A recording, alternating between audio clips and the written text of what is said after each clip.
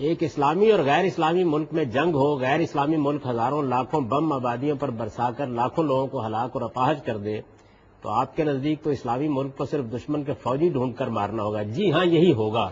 اس کی وجہ یہ ہے کہ وہ خدا کے حکم کی خلاف ورزی کر سکتے ہیں، ہم نہیں کر سکتے، یہی ہوگا۔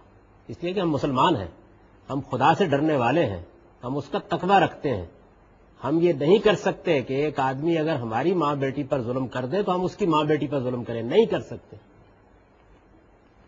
اپنے اس نقطہ نظر کو بدلیے، اس لیے کہ مسلمان ہونے کا مطلب یہ ہے کہ انتہائی ظلم کے باوجود بھی ہم ظلم نہیں کریں گے، انتہائی زیادتی کے باوجود بھی ہم زیادتی نہیں کریں گے، ورنہ تو پھر آپ اسی جاہلیت پر کھڑے ہیں جس جاہلیت کو حضور نے ختم کیا تھا۔ یہ جاہلیت ہے، رسول اللہ صلی اللہ علیہ وسلم نے اس کو جاہلیت قرار دیا ہے کہ دوسرا اگر ظلم کرے تو ہم بھی اسی طرح کا ظلم کریں گے اس کے ساتھ۔ نہیں، ہمیں ہر حال میں اللہ کے قانون کا پابند رہنا ہے، ہم کسی بے گناہ کی جان نہیں لے سکتے۔ ایسا کہاں لکھا ہے؟ قرآن میں لکھا ہے۔ ایسا کبھی تاریخ میں ہوا ہے؟ جی بالکل ہوا ہے۔ صحابہ اکرام نے کبھی جسارت نہیں کی اس بات کی۔ صحابہ سے جنگوں میں غیر فوجی نہیں مرے، غیر فوجی کا مر جانا اتفاقاً ایک اور چیز ہے، وہ دنیا کی ہر جنگ میں ہو جاتا ہے۔ غیر فوجی کو مارنا اقدام کر کے یہ بدترین جرم ہے۔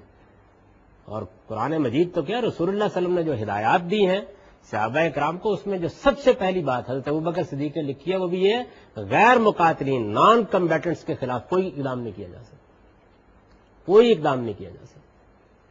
اور یہ بھی دیکھیے کہ کیسی سادہ لوئی ہے کہ مرا ہوگا نا کوئی آدمی، بھائی بات یہ ہے کہ ایک چھونی کے اوپر بم مارا گیا ہے یا کوئی گولی چلائی گئی ہے اور اس میں کوئی سویلین اتفاق سے مر گیا ہے، تو یہ تو ایک قتل خطا ہوا۔ اس کے اوپر بھی آپ کو معلوم ہونا چاہیے کہ تنبیہ کی جاتی ہے، ہمیشہ یعنی معذرت کی جاتی ہے، معافی مانگی جاتی ہے۔ قرآن مجید، آپ انسانی جان کی حرمت کو قرآن میں دیکھیں کیا چیز ہے وہ۔ قرآن تو یہ کہتا ہے کہ اگر غلطی سے کسی انسان کا قتل ہو گیا، کوئی ارادہ نہیں تھا، آپ کو اس کے اوپر بھی 2 مہینے کے روزے رکھنے ہوں گے اور اس کے ساتھ دیت ادا کرنی ہوگی۔ غلطی سے، کوئی ارادہ نہیں تھا، یہ جگہ دی ہے اللہ تعالیٰ نے انسانی جان کو۔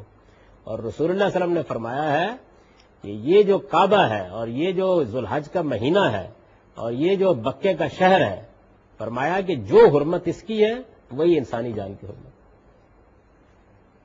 جس کو مذاق سمجھتے ہیں لوگ۔ ہم مسلمان ہیں، ہمارا یہ کام نہیں ہے کہ ہم اس جاہلیت پر اتر آئے کہ دوسرے نے یہ کیا ہے تو ہم بھی معصوم کو مار دیں گے، اس نے ہمارے بچے کو اغوا کیا ہم اس کا بچہ اغوا کر لیں گے، تو پھر یہ لکھ دیجئے قانون میں، اس لیے کہ بچہ جب اغوا ہوتا ہے تو یہ آپ ان ماں سے پوچھیں اس کا کیا حال ہوتا ہے، تو اختیار لکھے اس بات کا کہ جب کسی کا بچہ اغوا ہو جائے تو وہ کسی دوسرے کا بچہ اغوا کر۔ رسول اللہ صلی اللہ علیہ وسلم نے اس کو جاہلیت سے تعبیر کیا، یہ اسلام نہیں ہے۔